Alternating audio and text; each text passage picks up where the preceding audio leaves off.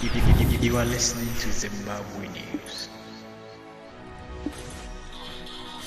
Keep listening to Zimbabwe News. Jonathan Moyo akataura akati vamubwandarika vakabatwa vachiba huku padanga remunhu ndobva vabatwa nevaridzi vedanga ndobva varohwa ndokuurayiwa. Saka muruzvirutauro kuti ZANU-PF ndo yakauraya vamubwandarika iri kunyepa. Vanhu vari kunyepa, vamubwanda vakaba huku ndokubatwa ndokuurawa nevanhu, haisi ZANU-PF yakavarohwa. Ndo mashoko akataurwa naJonathan Moyo paZTV. Unoziva kuti ndakaita breakdown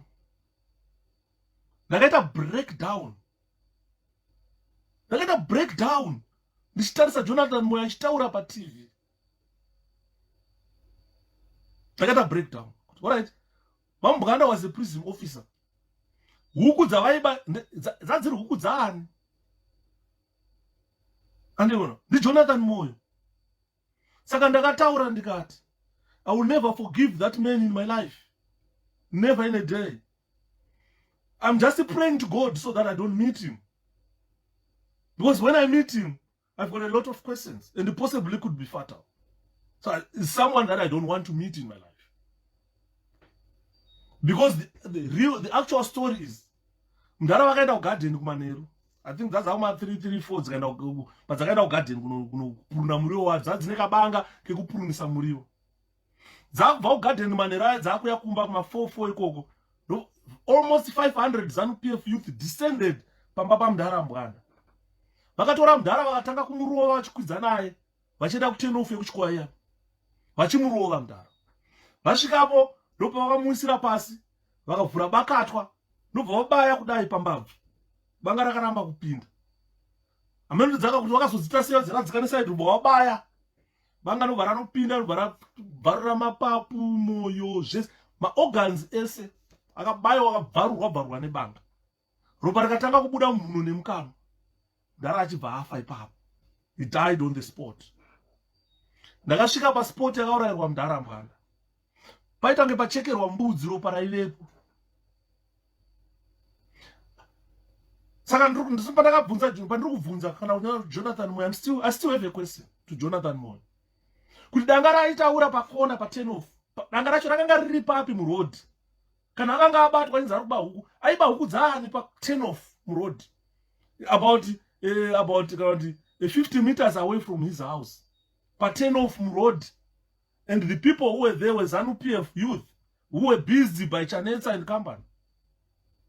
And one of the people who were there, paione mwana wakazangarari, paione mupana wakadzinga, paione musoja ainzi Madamombe, Peter Madamombe. And that soldier had a 303 rifle. So I still have a question. I haven't been answered by Jonathan Moyo. I still have a question to Jonathan Moyo. What he said on television, state television, saying Mdara Mbwanda was caught stealing chicken and he was killed. So I still have another question to Jonathan Moyo. Where are the killers? If he was caught and killed by the people, because killing someone for stealing, you cannot take law into your hands. So I still have that question. Where are they? Which prison were they taken to? Because as far as I understand, the people who killed him, they were arrested and released. Some of them were arrested and released. Until today, we are still waiting for justice to be done, Mr. Jonathan Moyo. So I have a question. I still have questions and answers to Jonathan Moyo. Directed to him direct. What he said with his mouth on state television. After that, after 12th of April,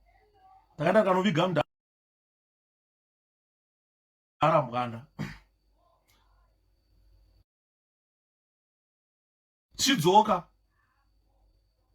they abducted Tondera Ndira and killed him. We didn't get even an explanation. Up to now, we're still waiting for the police to tell us who killed Tonderai. This was a state vehicle, driven by state employees, holding state arms, abducting someone from his home in front of his children and wife. But the police are saying Up to now, they haven't found the killer. 12 years down the line, we're still waiting for answers. Who killed Tondera Indira? Takazofamba tichibvunzawo vamwe nevamwe vaive mumaforces vachitaura. One of the killers ainzi Wanda Mapie. Ndakazoudzwa nemumwe munhu zvikanzi spirit yemupana anonzi Tondera Indira yakaipa. Ndikati indawo. Zvikanzi this guy aive negumbezi risingaome kana ukarisa pazuva haruome. Firiji yake ingozara nyama. Asi hapana ari kuenda kubucha unotenga nyama. And the guy died mysteriously. And it could be related to this pilot. Akadona nechikopokopo futi musuno uyo kwamapie uyo. I don't know Anna Mapie. If they are related, then they have to reflect on what Wanda Mapie did to Tondera Indira. So the guys who killed Tonde were from support unit. And they were operating together with the Central Intelligence Organization. I drive a motkari yacho chayo zita rake ndinaro. But the guy died again. So it's very unfortunate that those people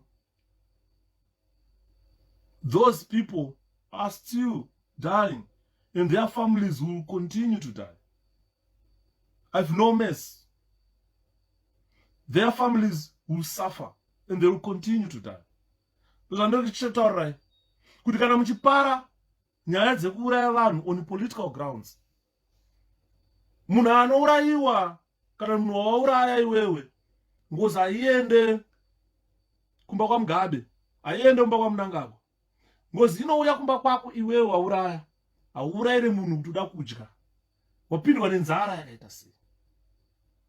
So to the people who killed Tondera Indira, the people who murdered my colleague, from the news that I've heard, Tondera is fighting. So this is why I came to you, Zimbabweans. That 14 May, to me, is a day of commemorating Tondera Indira. That's the day that brings me closer. And that's the day I reflect. Magarira anaita na bhuru wangu. Tondera was younger than me. But he was politically matured. When you sit down, you talk to you. He will teach you politics. Ndiye munhu wandakanzwa achitaura kuti Shepherd, tikatora nyika ino ine violence, hatina kwatiri kuenda nayo nyika. We will be removed violently. Nyika ino yakuda isusu vechidiki tiungane chete tisunungure nyika ino kwete zvehondo. Andili muruona.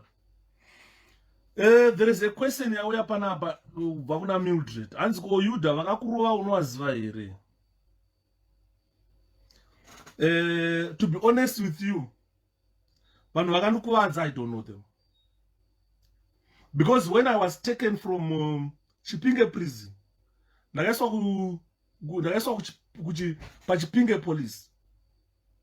Pandakabva pachipinge police, ndakaendeswa kuMutare Central Police Station. That's where I was detained. Ndiri musel, ndakazotorwa kuma 4 a.m. from Mutare Central Police Station, and I was blindfolded. I was driven to an area which I still believe it's Macheke. Because of the conversation yavaitaura, I could pick the conversation about Macheke. So I was handed over to another group from Macheke, which blindfolded me again. And where I was taken, I don't even remember. Some people suggested that it was Kabrit Barracks. This is where I was badly tortured. I lost my hearing.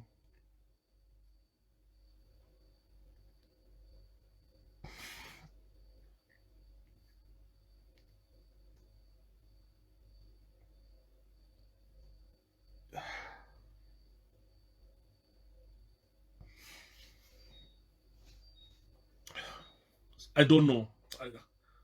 I don't know. What I only remember is when I was taken away from torture chambers. I was handed over to Mbare police station. But I was already like a dead man. I was almost dead. I was handed over to Mbare police station. In Mbare police station, I couldn't even hear anything that was whatever they were saying.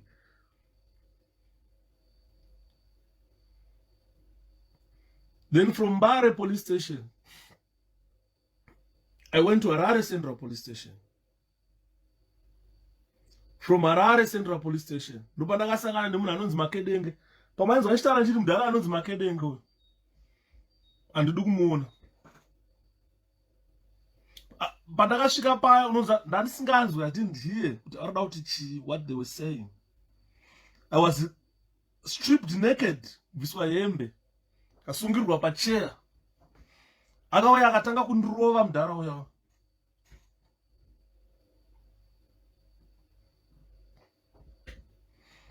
Saka unotaura handidi kuona munhu anonzi Makedenge uya. I don't want. Kana ndikaona akafa ndoisa saga rehonye. Akandirova, ndabva kutorturing, ndabva kumatorture chambers.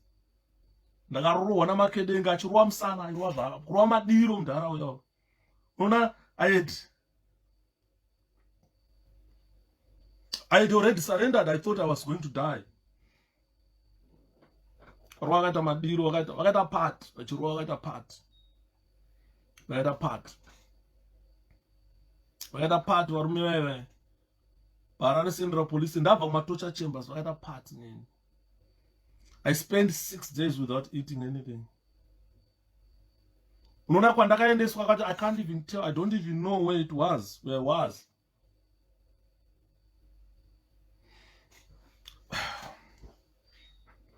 Ndo. Baba, unoziva kuti pane munhu angachibvunza, anzi wakarohwa sei. I was tied upside down. This is what I can remember. I was tied upside down. But upside down by a bucket, so they could lower me down into that bucket, drowning me. I could tell I'm dying. Unozari yapinda munhu paunobviswa bucket pipe uchitogaupa for air ufeme. I don't know.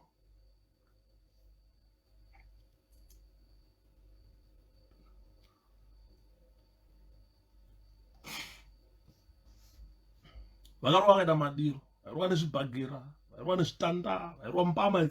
Unozopedzisira unonzwa kuti ndikurohwa, but you can't hear. Hausina feeling yekurwadziwa. Unonzwa kuti ndikurohwa, of course, yes. Ndikurohwa, yes. I don't know where I was. Pandakazobviswa imomo, I was taken by the police. I was taken by the police in the Mbare police station. From Mbare police station, then I went to Harare Central police station. Ndiri paHarare Central police station, I was supposed to go to court on Monday, but I pray. Ainzani mudhara wanga ari Attorney General, ainzi Sobhuza Gula Ndebele. He was the Attorney General during that time. He refused to prosecute me, and I was released without a charge. Ukada kuvabvunza zvandairoverwa hanzi handii ndakabomba Daily News Printing House 2001. I can't even make a bomb. I don't know how to make a bomb. I've never made a bomb. I was just a prison officer with no knowledge of making a bomb. But I was pinned for 2001 bombing of Daily News Printing House, which I don't even know who did it.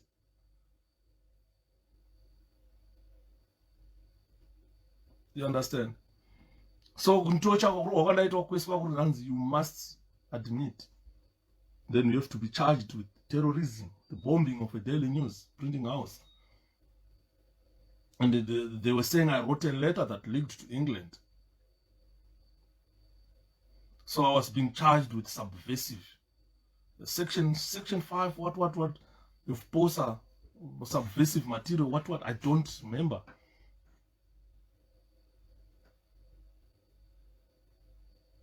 So that is it. No, but that was 2003. Until now, that was the one I made medical attention when I came to the UK 2008. Zvikandapuwa nzeve dzekunzwa nadzo, I can't hear properly. I can't hear properly. I lost teeth.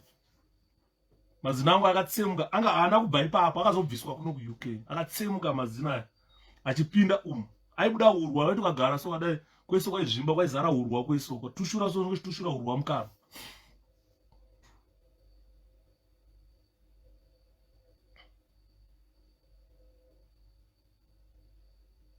Handed them all.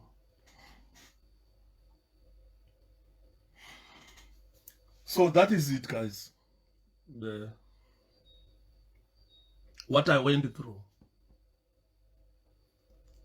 But anyway, I'm talking about Sage Tondera Indira today. Tonde was a brother to me, not just a friend. But I kind of over the importance of Tondera Indira. Until now, I know people who do not know Tondera Indira, they would pin him for heinous crimes that he never committed. People write rubbish. People write rubbish. Ukada kuona day rakazonzi kwarohwa Trudy Stevenson. I think ndichavhura Facebook page kwangu. I want to talk. I want to show you my messages and I nyorana na Trudy Stevenson. Ndichimuti Trudy Stevenson, why can't you say the truth? I know now was Senegal ambassador we ZANU. Maakudya nezanu amai. This is time you should say the truth. Musi wakarohwa kumabvuku, I was arrested. Tonde was arrested. We picked. Pano wafanwa takasungwa nawo. Zvichinzi handisati arohwa Trudy Stevenson. Ndakamunyorera mu Facebook page makandikati, why can't you clear Tondera's name and say the truth to the world so that the world knows Tondera was not a violent man? Tatiri pamabvuku ndo patainetsana nenyaya dzemasenatorial elections. Saka chaitika ndechekuti vatsvangirai vaifamba ma-constituencies vachibvunza vanhu kuti munoda here tipinde ma-senatorial elections. Vanhu vairamba vachiti kwete. So ZANU-PF youth came to destabilize papakaungana vanhu veMDC. Akarohwa vanhu, pakatemwa vanhu nematombo. Saka vanhu takatiza tikaenda. Isusu direction yatakatiza nayo tave neBantam. Takatiza tichienda direction yekuchiSipiti. That means taipinda muna Actuous Road. Tozonopinda muna Harare Drive toenda kuchiSipiti. Ndo direction yatakatiza nayo. Ndo same direction yakatiza ona Trudy Stevenson vachienda nayo. Ndo same direction yakatiza wana Timothy Mbau mubvunzei. Vachitizawo vachienda neikoko. Surprisingly, we were stopped by police and we were picked up. Kunzimi mndima kanga marohwa Trudy Stevenson. You understand? But apana Tonde paakaleya his hand on Trudy Stevenson. Apana Honorable Chidakwa paakaleya hand on Trudy Stevenson. Apana Eneas Chikengeja paakaleya hand on Trudy Stevenson. Trudy Stevenson was attacked by ZANU-PF people. I was surprised ndakunzwa Trudy akutaura ndakarohwa naTondera Indira. Before Trudy died, I used to write to him, say, Honorable Stevenson, why can't you say the truth? Why can't you clear Tondera Indira's name?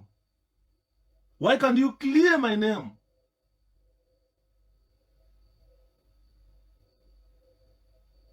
And the honor. Saka, that is the issue. Could people, they just write, people, the things that they don't know. This is why you see I've written today. I avoided this topic on the 14th of May. Because I didn't want to be so emotional. Sometimes when I think of things that I went through and Tondera went through, unfortunately my friend never made it. He died. He should have seen a free Zimbabwe that he fought for.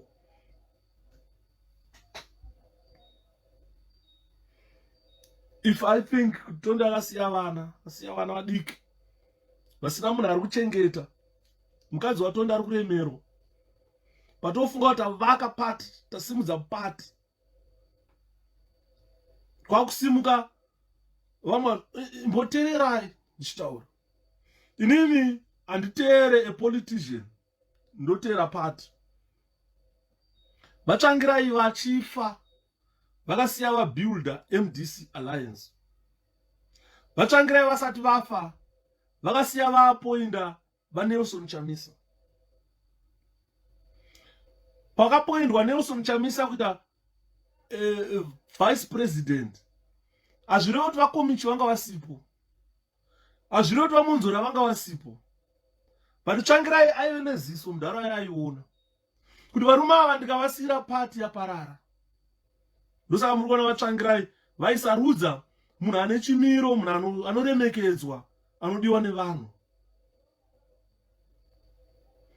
Handiteere a politician, ndoteera pati.